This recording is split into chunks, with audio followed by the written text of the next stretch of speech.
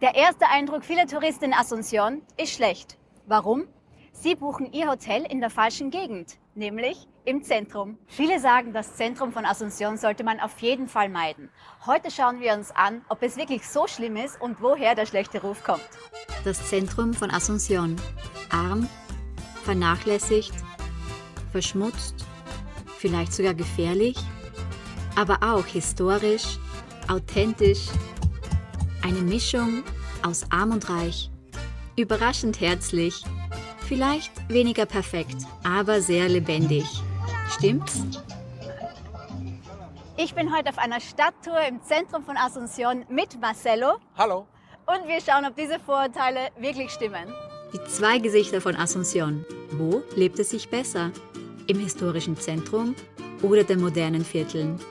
Ich mache mich heute auf den Weg ins Zentrum von Asunción, um herauszufinden, was es im historischen Kern zu besuchen gibt und was die Besucher hier so besonders schlecht oder gut finden. Wenn du schon mal in der Hauptstadt von Paraguay warst, wirst du merken, das Leben spielt sich in den modernen Bezirken ab, nämlich Viñamorra, Recoleta y Las Lomas. Ja, die meisten Touristen wohnen in den besseren Vierteln, aber manche buchen einfach hier was im Zentrum, weil sie glauben, es ist besser und sind dann überrascht, wie heruntergekommen es hier sein kann. Das Zentrum, ein Gegensatz von kolonialer Architektur und Verwahrlosung. Hingegen das Leben in den reicheren Vierteln mit modernen Wohntürmen sieht oft so aus. Ja, in den modernen Wohntürmen hat man hier alles, von Swimmingpool, Fitnessstudio, Barbecue. Man muss das Gebäude eigentlich gar nicht verlassen und kann hier trotzdem ganz gut leben. Hier sind wir heute in Iguazati, auch in einem sehr schönen Bezirk, und hier gibt es viele Cafés, Shopping-Malls und auch Bürobauten. Ja, in den Einkaufszentren in den modernen Bezirken wie hier, Paseo La Galeria, kann man alles erledigen. Von Essen gehen, Supermarkt. Und gleichzeitig dazu sind die Einkaufszentren Inbegriff von Konsum und Technologie. Nicht unterscheidbar von Europa oder anderen Erste-Welt-Ländern. Hier trifft man sich, aber das Leben findet eher drinnen statt. Wie sieht's draußen aus? Ja, man sieht wirklich kaum Leute auf der Straße. Ab und zu fährt mal ein Auto vorbei, aber das war's schon. Ja, auch wenn es in den modernen Bezirken noch kleine paraguayische Häuser innen drinnen gibt, sind die meisten Gebäude schöne, luxuriöse Familiengebäude oder große Wohntürme. Im Zentrum dagegen wirkt es mehr paraguayisch. Heute um 10 Uhr morgens sind wir mit Marcelo verabredet. Wir beginnen unsere Tour mit dem ältesten Haus in Asunción. Wir sind hier heute im Casa de la Independencia, dem ältesten Haus in der Stadt. Und unser Freund Marcelo wird uns heute die Stadt zeigen. Marcelo, sprichst du Deutsch? Nothing. Nein. We will translate. Okay. Super. Wir werden Looking übersetzen. Ich freue mich. Buen día. ¿Cómo le va? Das älteste Gebäude von Asunción ist über 250 Jahre alt. Hier wurde die erste Verschwörung in Paraguay geplant. Hier sieht man noch die ursprüngliche Einrichtung. Marcelo hat uns gesagt, dass es aus Europa gekommen ist, diese Einrichtung. Und die Unabhängigkeit hat Paraguay übrigens in 1811 erreicht. Denn 1811 trafen sich genau hier die Verschwörer und planten die Unabhängigkeit des Landes von Spanien. Hier finden wir auch eine der ältesten Traditionen Paraguays, Tereré. Ein kalter Kräuteraufguss, ein fester Teil der Kultur und die paraguayische Antwort auf Kaffee. Marcelo, what is the difference between mate and tereré? Was ist der Unterschied zwischen Mate und Tereré? The mate is a version hot. Mate ist die heiße Version von Tereré. Mate trinkt man gerne vor dem Frühstück und Tereré an heißen Tagen. To hot days. Die frischen Kräuter für den Tereré werden hier im Zentrum frisch auf der Straße verkauft. In den großen Supermärkten dagegen sieht der Tereré so aus. Unsere Stadttour geht weiter und sie ist voller Gegensätze.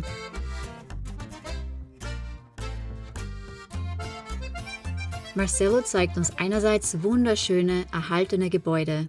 Und diese sind direkt angrenzend an die ärmste und gefährlichste Gegend von Asunción, Chacarita.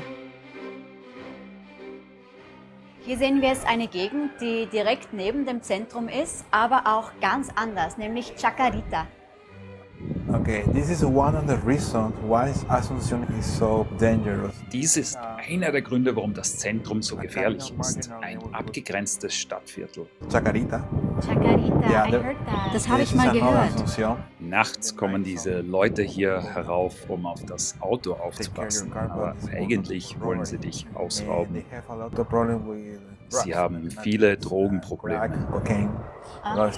Marcelo, you said when you were a kid, this area looked a lot different. Du hast gesagt, in deiner Kindheit war es hier anders? I remember I can walk with no problems. I can play the ball In here. den 80er Jahren konnte ich hier noch Ball spielen. Man konnte da drüben spazieren gehen. Es war wunderschön. Dann auf einmal hat sich alles geändert. Problem with the drug dealers, like a crack. Zu viele Probleme mit Drogendealern. Das ist der Grund, warum es so gefährlich ist. Tagsüber kannst du hier vielleicht noch spazieren gehen, aber du musst Glück haben. Okay, so we better Also stay bleiben up wir here. hier oben. Okay. Uns fällt die Polizeipräsenz auf den Straßen auf. Warum ist das so? So, Marcelo, there's a lot of police present. Ist es normal, dass so viel Polizei hier ist? Es gibt hier Probleme mit den Leuten, die hier protestieren wollen, wegen der Korruption. Deshalb gibt es hier so viel Polizei, wegen den Politikern, nicht wegen uns. The police here is for security, for them, not for us. So everything that is Also alle öffentlichen Plätze sind polizeigeschützt. Yep. Ja, das Zentrum mit vollen Straßen und viel Trubel. Im Gegensatz dazu, in den neueren Vierteln sehen die Straßen so aus.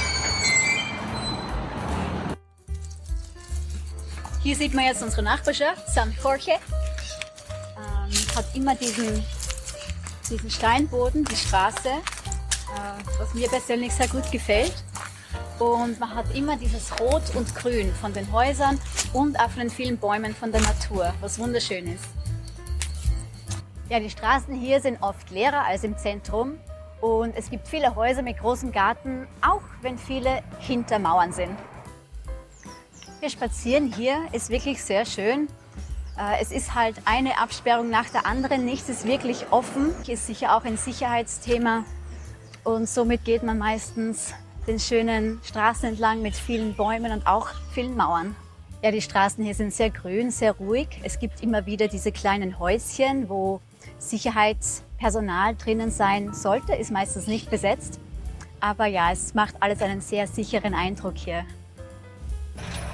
Das historische Zentrum dagegen wirkt leer, vernachlässigt und arm. Ich gebe die Hoffnung nicht auf, im Zentrum nicht doch noch schöne Ecken zu finden. Zum Beispiel am Plaza de Armas. Ist das Zentrum wirklich der schlechte Teil der Stadt? Was gibt's hier zu tun und lohnt es sich vielleicht doch hier zu leben? Marcelo, where are we? Wo sind wir hier? This is a symbol of Das hier freedom. ist ein Symbol der Freiheit. So when they broke free Also from als sie sin. sich von Spanien befreiten. Genau. Gleich nebenan der Palacio de López, der Regierungspalast. Auch ein wunderschöner Anblick nachts von verschiedenen Bars aus. Wusstest du, dass Asunción älter ist als viele andere südamerikanische Städte? Es wurde nämlich bereits 1537 gegründet, von diesem spanischen Conquistador. So, das ist der Gründer von Asunción mit dem Namen. Juan de Salazar y Espinosa. Er bewacht dieses schöne Gebäude, das Kulturzentrum der Republik El Cabildo aus 1844. Heute auch ein Museum. So, hier sieht man die Immigrationsgruppen nach Paraguay seit 1855. Und die meisten, Marcelo, sagst du, Alemann, Italia? Italian. The first one from Alemania was Die ersten paar Deutschen kamen in 1870. 1870. Die erste große war San Bernardino, 250 Leute, in 1881. Aus San Bernardino. Yeah, 250. Also die erste deutsche Kolonie, sagst du, war dann hier San Bernardino. The first big one. Also die erste größere. Und die erste Mennonitenkolonie sollte 1927, oder hier steht sie als 1928, Menno, gegründet worden sein. Aber am besten gefallen hat mir dieses Gebäude aus 1885. Hier haben wir das nationale Postgebäude. Sorry. Is original or is Ist es noch original? 80% des Gebäudes sind noch original. Gebaut Ende des 19. und Beginn des 20. Jahrhunderts. And are buildings here renovated or Werden die Gebäude renoviert? Sind sie geschützt? Es ist unter Denkmalschutz. who's renovating the buildings? The state? Renoviert der Staat oder Private? Der Staat muss sich um die Renovierungen kümmern. Hier drüben, schau mal, hier wurde der Club Guarani gegründet. In 1903 die zweite Fußballmannschaft von Paraguay.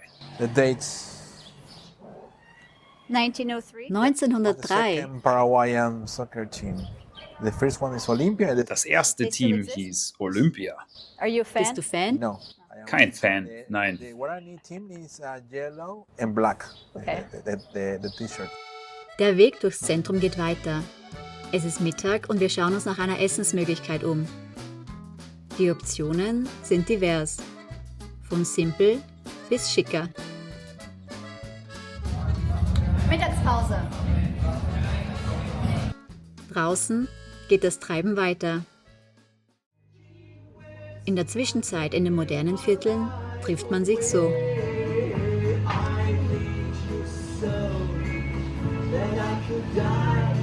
Ein Mix aus Paraguayern und Ausländern, die das moderne Stadtleben mit all seinen Vorzügen, Möglichkeiten und Komfort schätzen. Ja, man sieht hier hinter mir, in den modernen Bezirken wird viel gebaut. Es wird gebaut, was das Zeug hält. Ein Hochhaus nach dem anderen, die auch zum Wohnen, zum Investieren gedacht sind. Man muss aber aufpassen, weil diese Wohnungen stehen oft leer. Das sind größere Wohnungen mit 1, 2 Schlafzimmern. Wir haben uns deshalb für kleine Monoambiente entschieden. Die geben auch eine höhere Rendite. Ja, hier sieht man so ein Beispiel. Hier gibt es auch noch günstige Investmentwohnungen, die gebaut werden, was du auch in meinem letzten Video sehen kannst. Ja, hier in Paraguay ist es oft ganz normal, dass man schon vor oder während des Baus eine Wohnung kauft. Das heißt, deshalb starten die auch mit so Niedrigpreisen. Wenn die Wohnung dann fertig ist, kann man sie locker mit einem Aufschlag von 20% oder so wieder verkaufen. Asunción wächst, aber nicht gleichmäßig. Es ist fast wie das Asunción von morgen in den modernen Bezirken und das Asunción von gestern im Zentrum. Wie kommt es eigentlich, dass sich heute das Leben in den neuen Bezirken abspielt? Ja, die reichen Viertel zeigen den modernen Teil der Stadt. Hier im Zentrum ist das echte, authentische Asunción. Also wer nur Bezirke wie Recoleta und Villa Mora sieht, verpasst eigentlich einen Teil. Also historisch gesehen ist die Entwicklung der Stadt sehr interessant. Eine Freundin von mir ist als Kind in den 80ern hierher gekommen und ihre Familie hat ein Hotel aufgebaut. Damals weit weg vom Zentrum, heute in den guten Bezirken. Und damals hat man zu ihr gesagt, warum baut ihr so weit weg vom Zentrum? Und heute sind sie im besten Teil der Stadt. Die Entwicklung der Stadt war so, dass es hier im Westen einen Fluss gibt. Somit konnte sich die Stadt nur nach Osten weiterentwickeln und somit ist die Stadt nach Osten gewachsen. Seit kurzem gibt es auch eine Brücke über den Fluss, die ein neues Gebiet erschließt, nämlich Nueva Asunción. Dort drüben entstehen geschlossene Wohnanlagen, Häuser für Familien und das wird auch nochmal einige Menschen aus dem Zentrum rausnehmen, die sich dann dort ansiedeln werden. Also die Frage jetzt, welche Gegend in Asunción solltest du dir aussuchen? Es kommt darauf an, was dir lieber ist. Möchtest du lieber das Leben, das draußen stattfindet mit alter Architektur und das authentische Paraguay, dann komm ins Zentrum. Wenn dir moderne Luxusbauten lieber sind, wo das Leben alles innerhalb stattfindet, mit deinem Gym, mit deinem Swimmingpool, dann sind vielleicht die anderen Bezirke etwas für dich. Möchtest du beim nächsten Mal lieber mehr über die Stadt sehen oder mehr über das Land? Kommentiere jetzt Stadt oder Land und gern zeige ich dir beim nächsten Mal mehr davon. Bis dann!